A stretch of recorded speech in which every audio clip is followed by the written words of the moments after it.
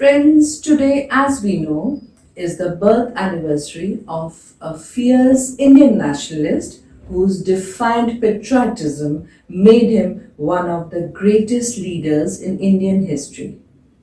Our beloved Netaji Subhash Chandra Bose. And to honor Netaji's indomitable spirit and selfless service to the nation, the Government of India has decided to celebrate this day as Parakram Divas every year. And on this special day, or this auspicious day, Time Out with Jolly, along with a very special guest, will take you back to the year 1942 for a different story. Or I may say, love story with a difference of a young school-going girl, a nationalist with a motto, I can and I will do it. Her age? 94 years old, young. Yes, 94 years young, Mrs. Pramila Bose, now staying in Baroda and very fondly called Dadi by all, and she has some interesting experiences to share with us today. Welcome, madam, or I may say, Dadi, welcome to Time Out with Jolly. I really am interested to know the incident which motivated you to become a part of this freedom struggle movement. I was at that time in 1942, school-going girl, and I met one day Aruna Asaf Ali, Jayaprakash Narayan and Usha Mehta, and stopped me on the road and gave me some papers with which to be distributed in the other houses. So it was started by that it is a freedom fighting movement, and people at that time was a motto, हम स्वराज लेंगे, स्वराज हमारा जन्म सिद्ध हक है और वो लेकर ही रहेंगे. That was our motto, and naturally being a young girl was very much tempted to see so big people because they were not in jail at that time. They ran away and were doing private work, special work. So I also liked to join them, and even as a school student, I helped them. That was my first. But then after taking those papers, I was running away because I saw policemen coming behind me, and immediately at that moment, luckily, one tram car was passing from there. In those days, tram cars were in Bombay. So I got in and I was saved, rather I escaped. So that is my first incident to show that I am doing something. But you were a school-going girl at that time, and being attached to the movement, did you get opposition, or did anyone from the family oppose you? Actually, it was completely opposite. My father, I was in a joint family, and my father, my uncle, they were very well-known, renowned businessmen in Bombay.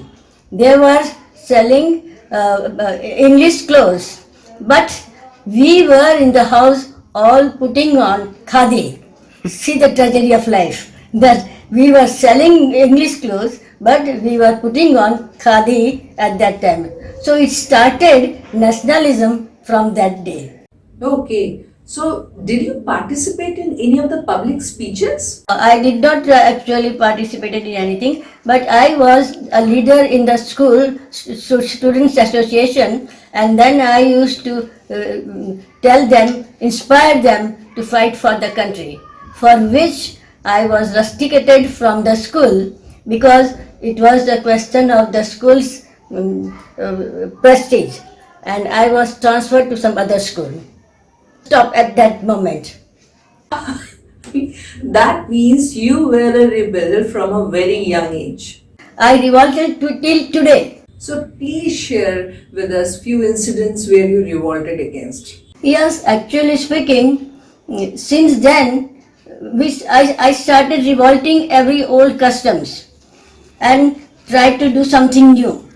When I grew little elder and joined the college, my parents didn't want me to go in college, but I revolted and I joined college. So that was the first thing that I fought against the family and against all the orthodox ideas.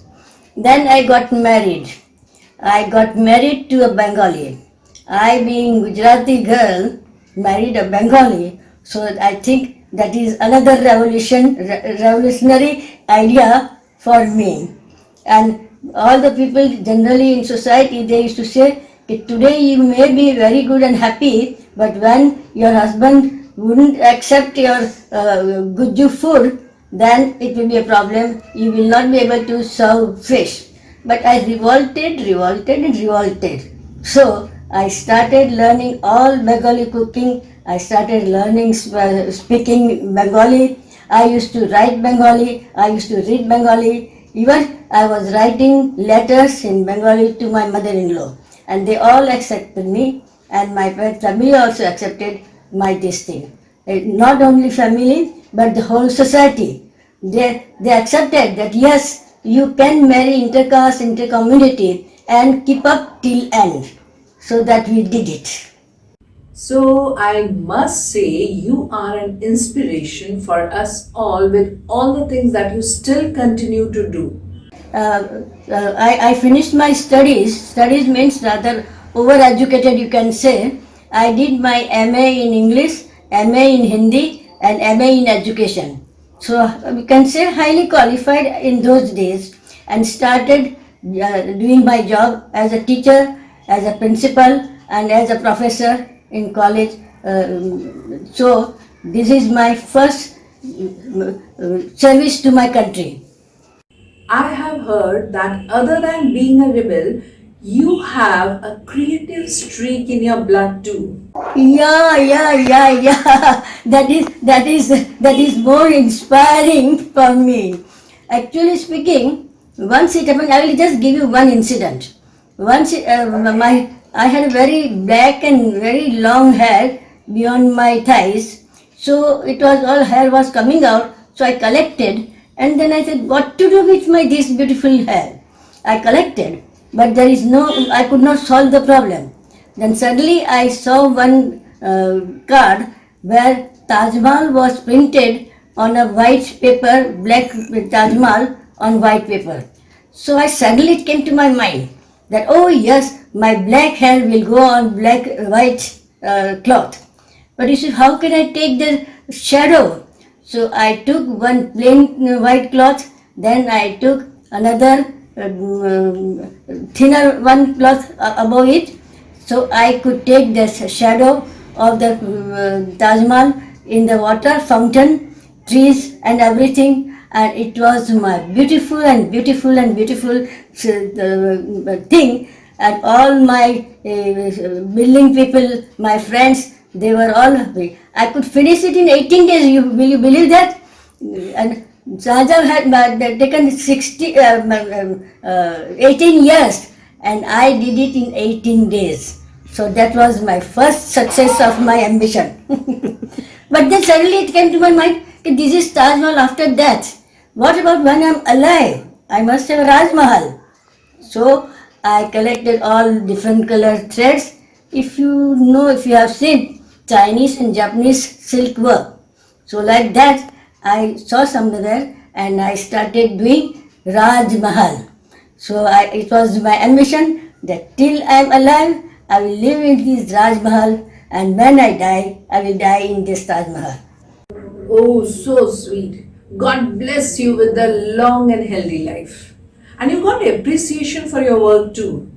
I got appreciation from other people and society, so naturally I was more attentive to my embroidery work and painting work. So you would have seen some good embroidered sari from my daughter. She is putting on even today. And then I made so many saris, distributed to all my relatives, and it is still appreciated by everyone. So different types of, all different types of embroidery, that means stitches I mean to say, and different designs, painting. Then I went to painting. And cooking? Yes, I became a very good cook also. So actually, all the sides, all the things I achieved my ambition to complete everything, to do something best possible in the world. And today also, I still feel I can do. And this is my motto even today. I can and I will do it. Yes, I can and I will do it. Wow, such an inspiration for us all. Thank you so much, Madam Bose, or I may say our beloved Dadi, for showing us your love for life. And so, friends, if we decide that we can, there's nothing to stop us from leading a fulfilling life. See you next week. Don't miss our next.